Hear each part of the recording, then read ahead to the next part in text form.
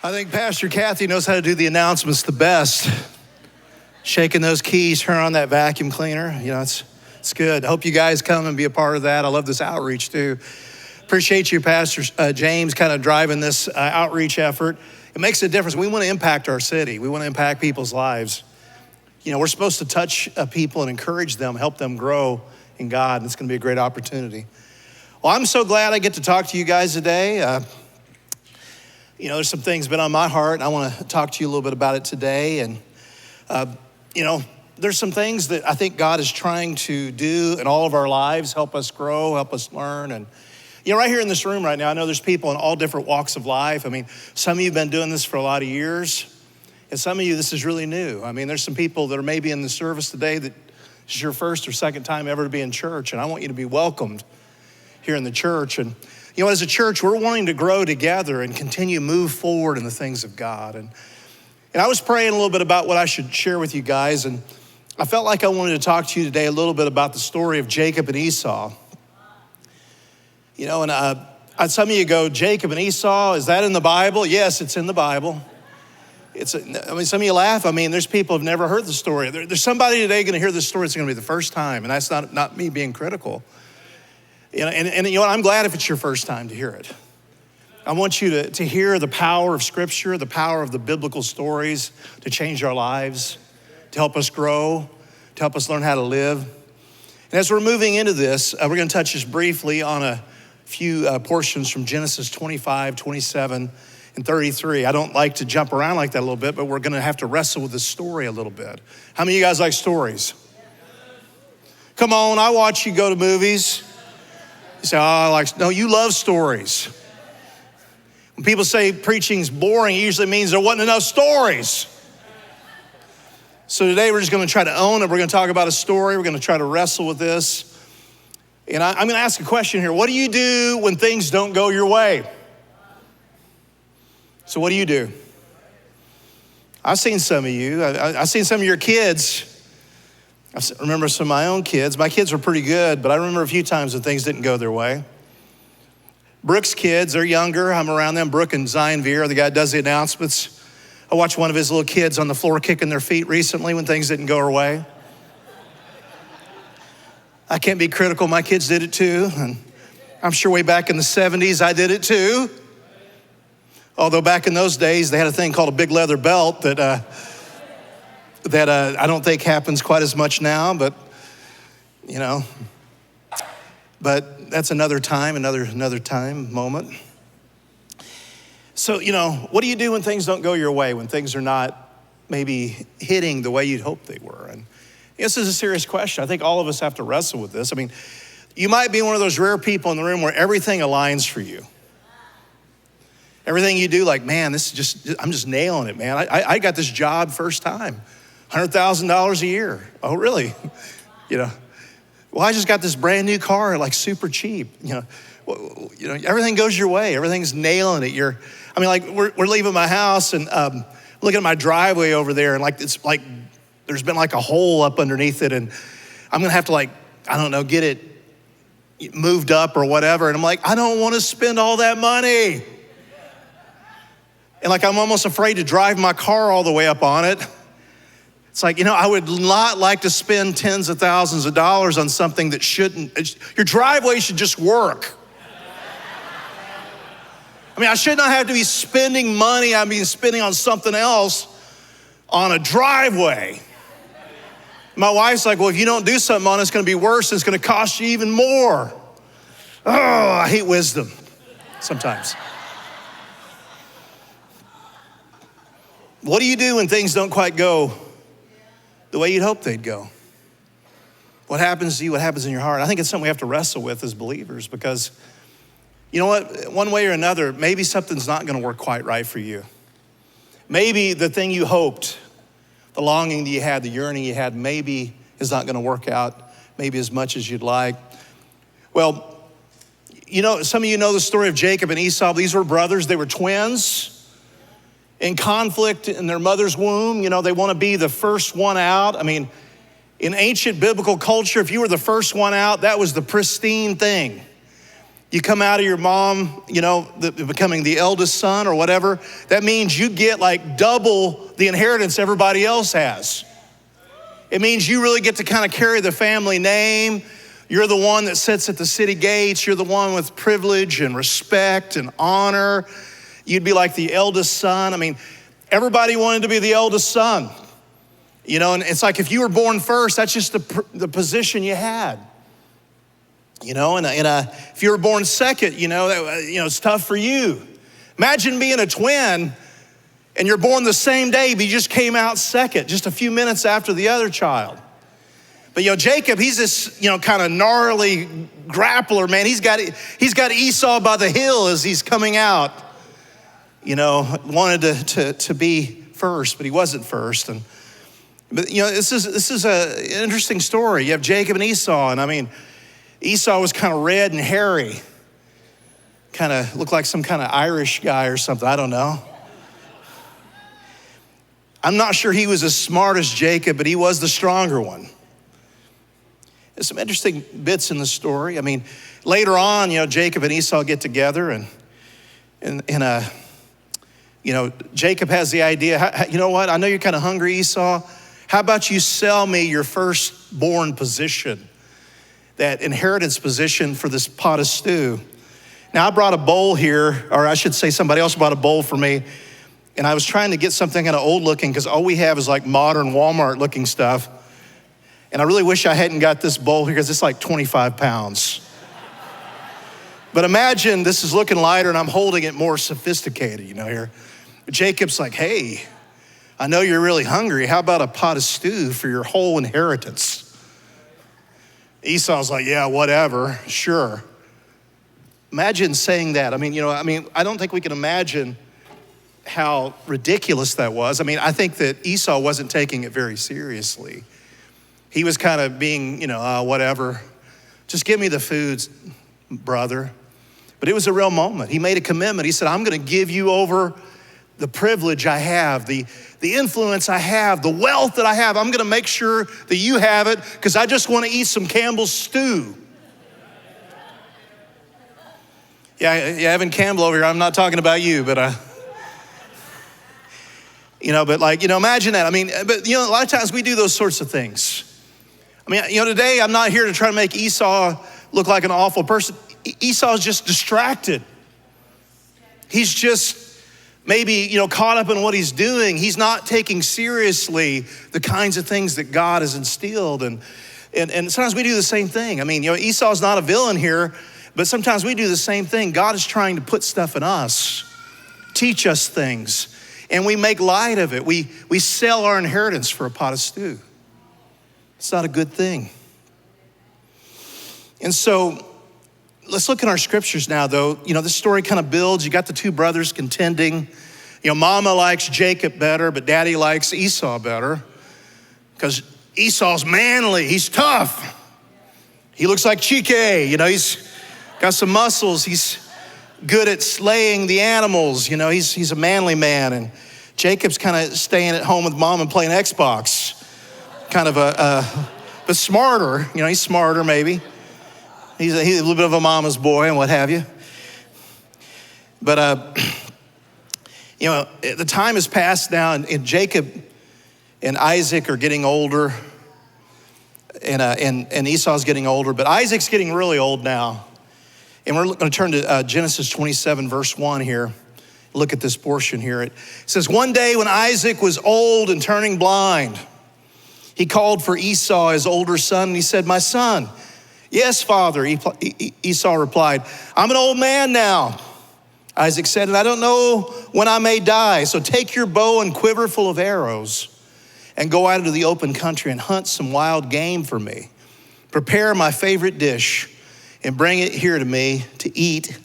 And then I will pronounce the blessing that belongs to you, my firstborn son, before I die. It's a big moment now. Like, go out and kill some game. We're going to have like a communion meal. And, of course, Isaac wants the really good stuff. Go out and do this and bring it back. I'm going to lay my hands on you. I'm going to prayerfully believe that something's going to be released to you. You're going to carry on the blessing, you're gonna carry on the name, you're gonna carry on the covenant promise. It's quite a moment here. But while this is going on, Rebecca overhears it all. You better watch out for these mamas. So she comes up with an idea like, how about while Esau's out hunting, I'm gonna position Jacob to get the blessing.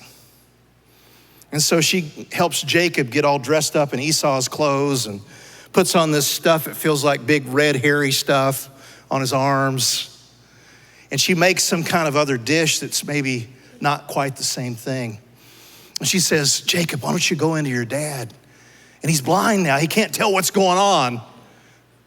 And maybe you can get the blessing that was set aside for the eldest son. Jacob's name means trickster, so here we go. So he did, he dressed up like Esau, came in. Let's look at Genesis 27:18. So Jacob took the food to his father. My father, he said. Yes, my son, Isaac answered. Who are you? Are you Esau or Jacob? Jacob replied, it's Esau, your firstborn son. Of course, lying. I've done as you told me, father. Here's the wild game. Now set up and eat it so you can give me your blessing. Isaac asked him, how did you find the game so quickly, my son? The Lord your God put it in my path, Jacob replied. Then Isaac said to Jacob, come a little closer so I can touch you and make sure that you really are Esau. So Jacob went a little closer to his father and Isaac touched him. He said, the voice is Jacob's, but the hands are Esau's. But he did not recognize Jacob because Jacob's hands felt hairy, just like Esau's. So Isaac prepared to bless Jacob. But are you really my son, Esau, he asked. Yes, I am, Jacob replied. And then Isaac said, now, my son, bring me the wild game. Let me eat it, and then I will give you the blessing. So Jacob, he took the food to his father, and Isaac ate it. He also drank the wine that Jacob had served him. And then Isaac said to Jacob, please come a little closer and kiss me, my son. So Jacob went over and kissed him. And when Isaac caught the smell of his clothes, he was finally convinced. He blessed his son and he said, the smell of my son is like the smell of the outdoors, which the Lord has blessed. Jacob's got Esau's clothes on. Jacob lies, he deceives.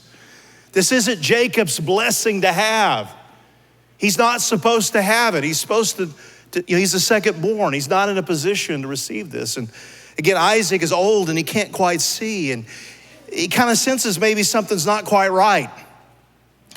But, he feels the arms and he smells the clothes and goes, I guess this is Esau. So he brings the food over. It's like they have this meal. And you can read a little bit more about it there in Genesis 27, but he lays hands on him. And he begins to prophesy and speak over his son in the name of the Lord. He begins to release blessing and provision. He begins to promise inheritance. He says, the other members of the family are gonna listen to you and respond to you.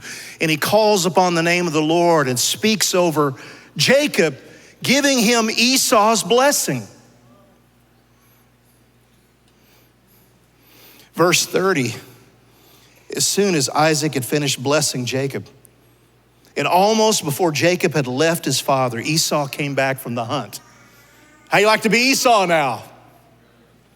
Come walking in like, hey, Dad, I got your favorite kind of food. Here we go. Esau's like DoorDash here. We're bringing the best bag here in for you. Esau prepared a delicious meal and brought it into his father. And he said, set up, father, and eat my wild game so you can give me your blessing. But Isaac asked him, who are you? Can you imagine this? You're the eldest son. You've gone out to, kill this animal and to prepare a meal for your father. You're waiting for this big moment of affirmation. You come walking in, really proud moment. Your dad goes, who are you? It's not easy. Esau replied, it's me, it's your son, your firstborn son, it's me, it's Esau. The one you like? The manly son? The cool one? Isaac began to tremble uncontrollably, and he said, then who just served me the wild game? I've already eaten it, and I have blessed him just before you came. And yes, that blessing must stand. He says, I've already called on the name of the Lord. I've already released. I've already decreed. I've already established some things in the Spirit into Jacob, and that can't change now. When Esau heard his father's words, he let out a loud and bitter cry. Just imagine this for a minute. Imagine being Esau in this moment. You come in and you're ready, and you're kind of maybe cavalier, and you kind of, you said, yeah, brother, you can have I'll give you my blessing for a pot of stew, whatever. But here you are, you come in and you're waiting for this big moment. This is your moment of acknowledgement. This is your moment of privilege. This is the moment in which you've been waiting for, maybe for decades. And you come walking in, and suddenly you hear the thing that was due you is not going to come to you. Does anybody here know what that feels like? But imagine, this is a real person. This is a real moment. Here the scriptures say that he let out a loud and bitter cry. What does a loud and bitter cry sound like? The sound of travail, the sound of pain, the sound of recognition, the sound of uncertainty. Like, what?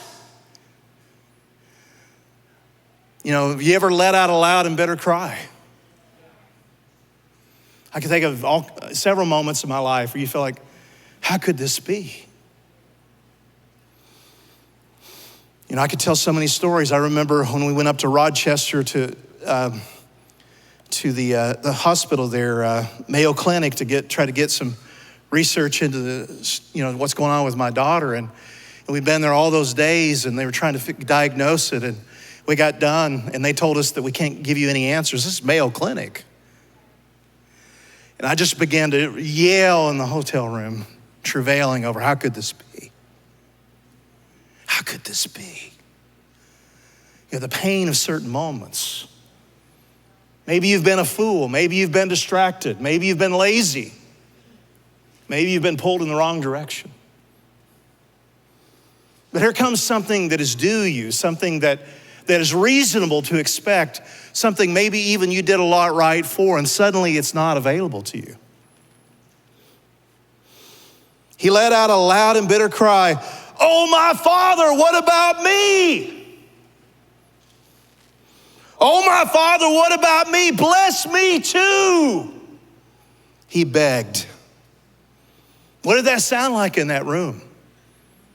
What did that sound like as he stood near maybe the bed of the old man Isaac there, who had already released something, had already given to his younger brother something that should have been his? He says, is there anything here for me? Has anybody ever felt like that? Is there anything left for me? Is there anything that I could have? I get it. We start hearing these stories, and most of the time we identify quite a bit with Jacob because we all want to be the hero. But how many of us are really Jacob? Maybe more of us are Esau than we'd like to admit. Isaac told him, your brother was here, he tricked me, and he's taken your blessing. Esau exclaimed, no wonder his name's Jacob, because he's cheated me twice. First, he took my rights as a firstborn, now he's stolen my blessing. Haven't you even saved one blessing for me, Dad? Is there even one thing put aside for me? Isaac said to Esau, I have made Jacob your master, and I have declared that all his brothers will be his servants. I have guaranteed him an abundance of grain and wine. What is there left for me to give you, son? Can you imagine that? Everything that he was going to have, all the grain, all the wine, all the privilege, all the position, carrying on the name, carrying on the strength, carrying on that special spiritual positioning. Isaac said, I can't give it back. I can't take it. It's already been released. 38, Esau pleaded, but do you only have one blessing? Oh, my father, bless me too. And it says here, that Esau broke down and he wept. He broke down and he wept. Like I said, again, a lot of us in this room probably identify with Jacob. We say, hey, Jacob is the guy who becomes Israel. Jacob is the hero. Jacob's kind of a deceiver, but I kind of like Jacob. I'm Jacob in the story. Like nobody says, hey, I'm Goliath in the story of David and Goliath. Like, no, I'm David. No, you're not David. You're probably one of the Israelites actually shaking in their bones, scared of Goliath. But we always imagine ourselves as the hero in the story. We always imagine ourselves as the one that aligns with promise, aligns with blessing or whatever. And I'm not saying that's all wrong. But let's talk about real life here for a minute. Let's talk about how sometimes things work out, because I want things to work out good for you. And I do want to promise you that God intends good for your life. He wants to bless you. He brings grace. He brings life. He brings resource. He brings healing in life, and we should believe for that. But the problem is there's a lot of ugliness in this world. There's a lot of deception in this world. And there are people who make mistakes and people who do dumb things. And sometimes those dumb things affect you. Sometimes you had a miserable mom and dad. I know I'm not supposed to say that, but you just did. I'm sorry that happened, but that's going to affect you. Sometimes we're affected by others' choices. God's bringing grace. God's bringing life. He's bringing provision. But sometimes the circumstances don't always work out in our favor. Sometimes things don't go the way we'd hoped. Again, we think we're Jacob in the story, but I think a lot of us are Esau. Say, I don't want to be Esau. I know you don't. None of us want to be Esau.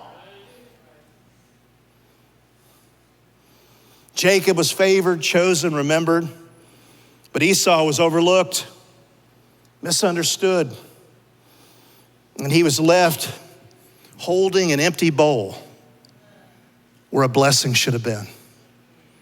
That's kind of the story of our lives. That maybe we did something dumb, something foolish. Maybe we gave up something we shouldn't have.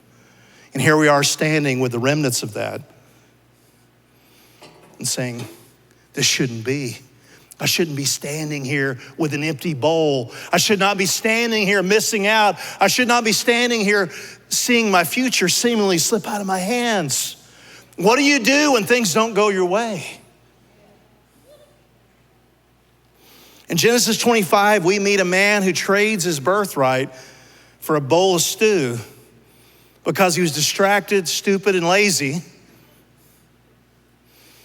But in Genesis 27, we witness real heartbreak when this same man does nothing wrong, but he loses his blessing to someone else.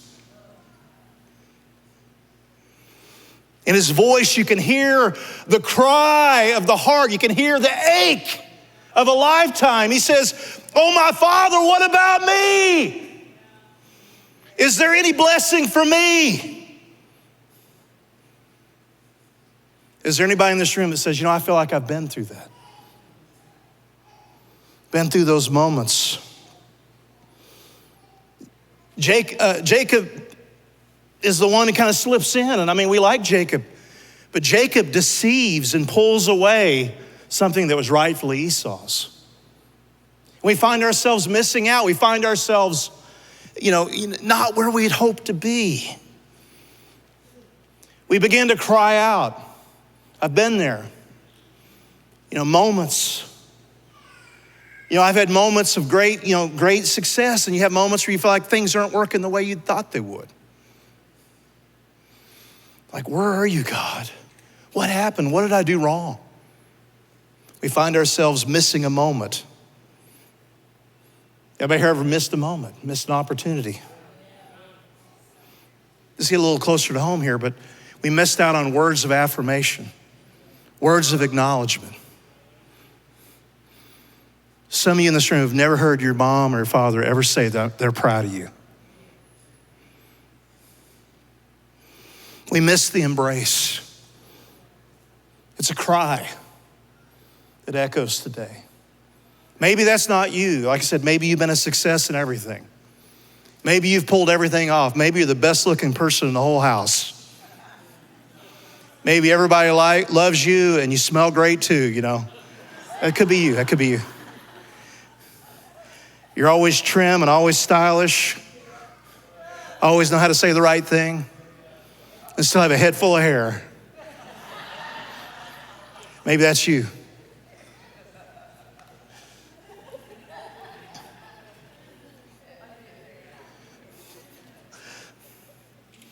But I think if we're honest, a lot of us aren't in that moment. I mean, it's like, man, I missed my opportunity. I missed my moment.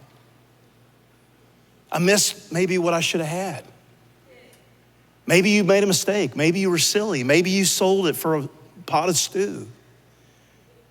But maybe you didn't. Maybe you did everything right and it still got yanked out of your hands. There's a lot of people walking around though today saying, I never got the blessing. I never got the acknowledgement. I never got the words of affirmation. I never got to be recognized. I never got to feel like I was okay, that I was good, that maybe I had something worthwhile. A lot of people walking through that.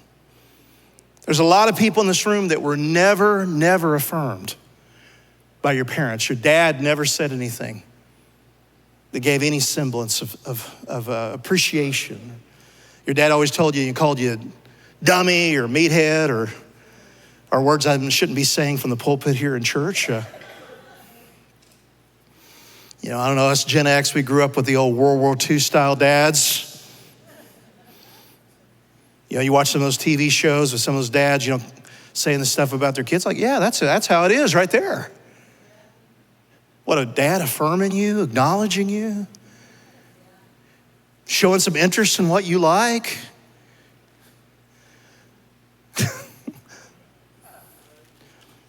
Some of you've never got the blessing. You never got the affirmation.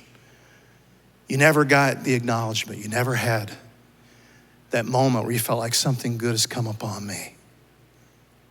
You never got chosen by the people who mattered most to you. And some of you look at me like, well, what's that matter? It matters deeply. We got a whole generation that's wounded. We've got a lot of people that are being driven by all kinds of things because of what's happened to them. People that are hurting, people that are struggling. You might be in this room in that way. And I mean, obviously God is wanting to take you to a deeper place, but what do you do when you didn't get what you felt like you needed? What do you do when it doesn't quite work out? What do you do when you're not the star of the show and you're not even on the billing anymore? What do you do? So many of us are like Esau, we're carrying hurt. You can see it in the choices we're making. You say, what do you mean? All that money you're spending on stuff that doesn't make any difference. Too many Amazon boxes outside your house. You can build a small castle, maybe a big one. You see it in the way we live, in the way we eat, in the way we talk, in the way we escape, in the way we fall prey to substance abuse. You see it in how we chase the wrong kinds of relationships. You start chasing job titles, start chasing online likes and acceptance and approval from people that are never gonna like you. It's what we do. It's who we are. It's what drives our culture. It's what puts us in the wrong place. And there's all kinds of sickness, all kinds of foolishness, all kinds of bad behavior, addictions and drives and things that are destroying our lives, destroying our families, destroying how we relate to one another and causing us to not be the people that we've been called to be. Here we are trying to fill that void, trying to deal with the fact that I didn't get what I wanted. I didn't get what I needed. I didn't get that thing, that affirmation, that strength, that place. So many guys still trying to prove their worth. I'll just go ahead and say it. We live in a tough world for guys.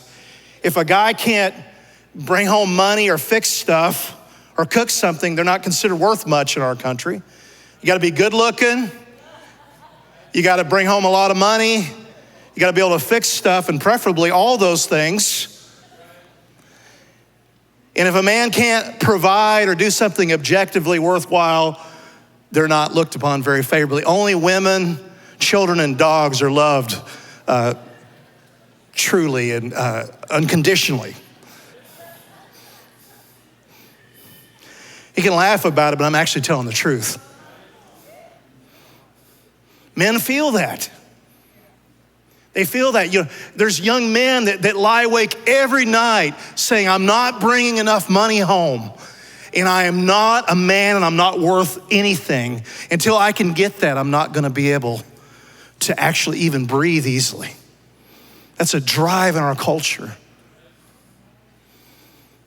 That loss of affirmation, that loss of the blessing. What do we do when we don't get that thing that we need? What do we do? There's so much more I could talk about here. What do you do, though, when that thing that so many of us are looking for never quite gets into your hands? And it's a tough area. I mean, I think if we're honest, all of us wrestle with it a little bit. Maybe some less than others. But here's the hard truth here. Most of us are never going to get the blessing. Somebody say, well, I thought church was supposed to be about good news. Most of us are never going to get the blessing. Not from the person we wanted. Not in the way that we'd hoped. Not in the time that we thought we would get it. And if that's you, I would ask, what are you gonna do when you don't get the blessing and you know it's not coming? The Bible actually, I think, gives us a little bit of an answer, a little bit of a peek into maybe what we could do and who we could be. Do you guys wanna know an answer? I mean, I'm giving you a problem. There's an answer, I believe. Turn with me over to Genesis 33. Verse 3 here, but years later, after betrayal and living in the shadows of pain, Esau had been walking through this disgrace, and this is literally decades later. A lot of time had gone by. It's very painful. And after all this time, Esau finally sees Jacob again. The brother who took everything, he's facing now.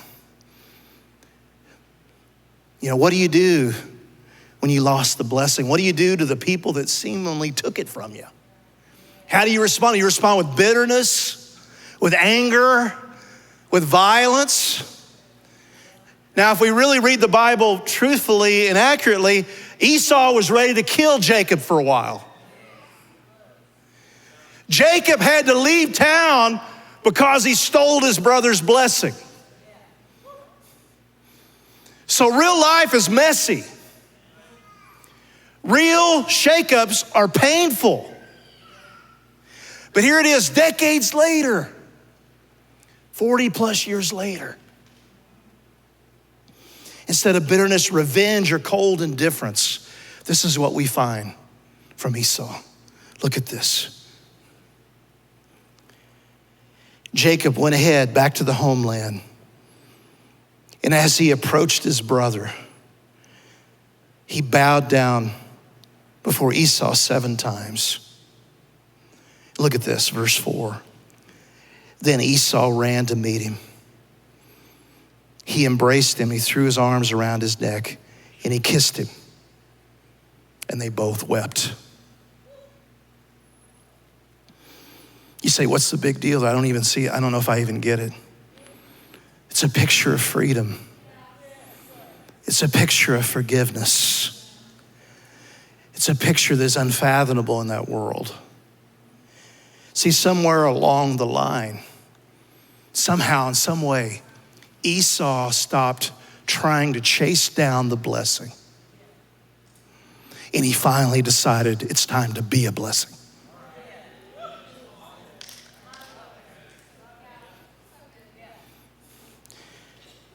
He stopped trying to complain and fight and war over what he had lost.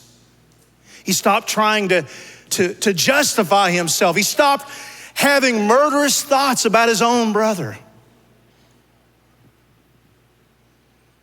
And he began to see that there's something bigger here than just our temporary moments. There's something bigger here than just our own identity, to our own sense of self-importance. There's something bigger here. Something bigger to our own identity and what have you. Something more significant. It wasn't easy, friends. It wasn't easy for Esau. There was a lot of hurt there, a lot of pain. I'm sure Esau had made many death threats against his own brother. Decades passed. Real life is messy. Dealing with the messiness of your heart is probably not gonna happen overnight. I want you to, here in a little while, we're gonna open up the altars and we're gonna pray, and I hope that you get a big breakthrough. But most of us are gonna have to work on this over time. We're gonna have to hear sermons. We're gonna have to get in discipleship. We're gonna have to learn to do life together. We're gonna have to come to church a few times and hear and grow and change and learn to forgive and let those angry dimensions of our life begin to fade. See, some of what God's calling us to is gonna take some time. Now I get it, I'm a revival guy. I want people to get a big touch from God, boom, things change, and sometimes that happens. But that's not always how it happens. Sometimes we're gonna have to lean in. Sometimes we're gonna have to have uncomfortable conversations. Sometimes we're gonna have to learn to forgive. Tell a story here for just a moment. Maybe a big moment in my life. I think I've told a little bit about it, but I'm not gonna lie to you. There's been some tough things that I grew up with my own father. Probably picked up on that a bit. Not the easiest man, a little bit angry and harsh at times, and there was certainly not a connection that I had with my father. My father always told me what he didn't like about me, but never told me what he did like, and was always displeased with me and always trying to correct me continuously. And it created a lot of insecurity. It created bad things, bad tendencies in my own life. Probably hurt my marriage a little bit, hurt me, obviously, caused inclinations that were not ideal. But my dad comes by it honestly because his own father did the same thing to him. And I used to want to talk about him, and the Lord even told me, you need to watch out. You don't stop preaching about your dad. Stop talking about what he did. Because he did the best he could. He did what he could do when he did it. And if it wasn't enough, you got to just get over that. And he came to town one time, this is a few years back, and we were over eating at Houlihan's. I'm sitting there with Bobby and Matt and Allie, and he wants to bring up why we'd had all these problems, and why there was maybe a little bit of a separation between us. I'm thinking, you're gonna do this in front of my wife and kids and the waitress and all this stuff? What are you talking about here? So he kind of goes through some things he thought was maybe part of the reasons why we had such problems. And he listed them. He said, because I gave more money and helped your brothers with college than you. I don't care. All the stuff he listed, I didn't care about. And he stopped the list, and the Holy Spirit said he has no idea what he did. How can you blame a man for something? How could you hold him accountable for something he has no knowledge or awareness that he's done? And supernaturally, the Holy Spirit came on me, and I forgave my father truly, deeply, and genuinely for probably the first time in my life.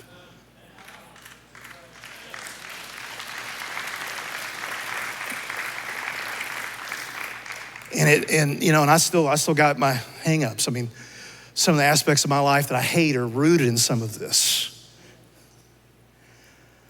a long way. And things in my soul has changed because it's not about you trying to chase down the blessing. It's not you trying to prove your worth. It's not trying to prove that you're smart enough or you're more spiritual than everybody else, or you can work harder or whatever it might be. The things that drive us, the things that entrap us, the things that cause us to do wrong. We keep trying to chase down and prove that blessing, to prove our worth. So many of us are looking for that affirmation, for that acknowledgement. And for most of us, it's probably not gonna ever come. So the question today is not, how are you gonna deal with all your stuff? The question today is, how are you gonna love somebody else? How are you gonna bless somebody else? Somewhere along the way, Esau chose to forgive his brother. He chose to bless his brother. Everything changes when you stop looking at what you never got and start giving what you never received. The reason why we don't see more that we need to in this hour is that everybody's trying to be a kid, but nobody will say, you know what, I'll be the father. I'll take responsibility. I'll take this on my back. I will create an environment and a culture that is good and right, even though I never got it. You might not ever hear the words you need from your father. You might not ever get the acknowledgement or approval that you crave. But you can be the one who speaks life now to someone else. You can be the one who gives the blessing, who speaks encouragement, affirmation. You can show some kindness to somebody.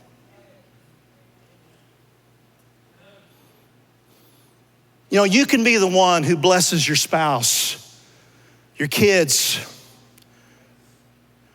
your own family, maybe your extended family. How about you could bless your church? I mean, I get it, you should receive something at church, but how about we have a heart to say, you know what, I'm gonna give something to church. Give my heart, my time. So listen, friends, I don't believe that most of us are here to get the blessing. We're here to be one. Somebody say, I don't want to hear that. I don't like that. I'm going to, I want my blessing. Well, I hope you get the blessing. And God is kind and God's merciful. But many of us are not going to get the thing the way we want it, the way we hoped. And it's going to be okay because God's going to change everything. God's going to redeem your life. Part of the answer for your future is not cutting off and going no contact with your parents. It's not being critical and harsh toward people. It is changing your heart. It's forgiving, restoring, acknowledging and affirming, giving hope, giving space to the younger generation. They don't have everything figured out. Let's help them figure it out. There's people in this room that don't know much about the gospel, but I'm telling you today, the gospel will turn that pain into beauty, turn that hurt and that abandonment you've experienced. It will turn it, it'll turn it around because God will come near. God will give us hope. God will speak peace. God will give us strength, and God will enable us to become the men and women He's called us to be. Stop rehearsing the old pain. Stop waiting around for something that's probably never gonna come. Can I say this as nice as possible? It's time to grow up. If you got some kids, it's not about you anymore. Quit trying to gallivant around and spend all this money. Focus on them. Grow up. Let your wounds turn into wisdom. Let your genuine losses become a catalyst for generosity. Tonight, friends, I say tonight, today, the greatest in the kingdom are not the people who carry the blessing. The greatest in the kingdom are those who give the blessing. So I get it. You're sitting here with an empty bowl, nothing to show for it. But that's not the end of the story. There's hope for you. There's opportunity for you. Won't you stand up with me here?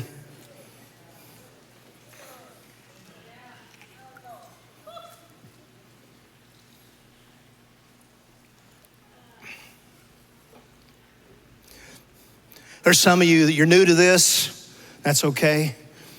Jesus wants to change your life. Jesus wants to make things new.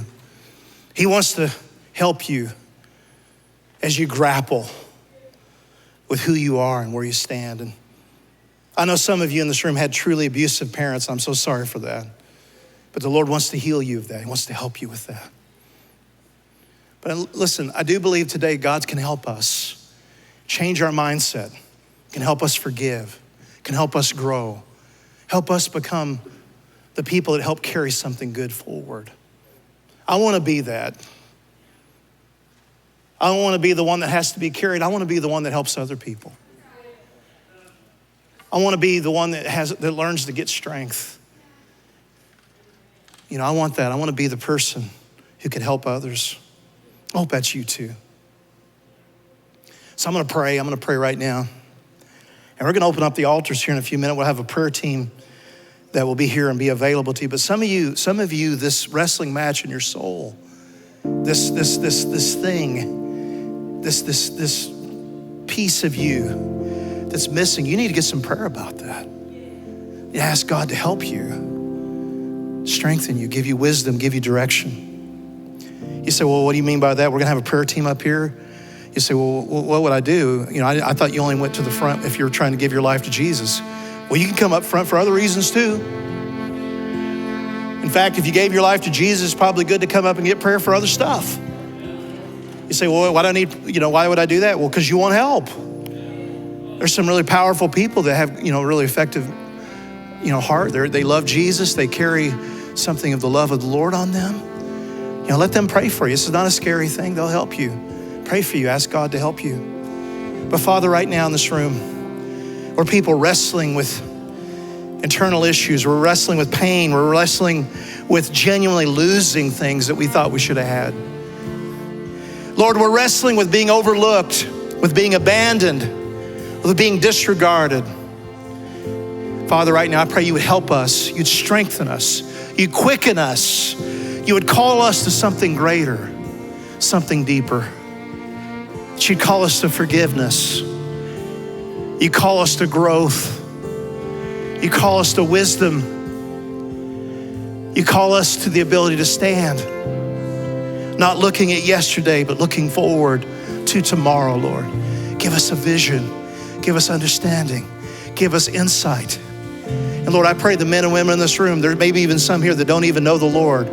Lord, I pray today in that orphan heart of theirs, that empty place, that they would open their hearts to Jesus right now. You could just pray. You could pray with me right now. Just say, Lord, I just want to serve you. I just want to love you. You could just pray. Use your own words. Say, Lord, I want to follow you. I want to be a follower of you, Jesus. I want my life to change. I want the empty space to be filled with your grace and life. Some of you should pray that right now. Just speak it out. Let it be, Lord. Father, in this room, come upon us. Move through us. And Father, I speak to the men and women here as I'm praying, the men and women that are on a stronger place. Help us clean up our messes. Help us learn to get over that anger and that bitterness and all the things of the past that keep us from growing, that keep us from being healthy parents, from being good husbands or wives. Change us, transform us, cleanse us, give us a fresh vision of what the kingdom could be. Lord, I pray this in the mighty name, your mighty name, Jesus. Amen.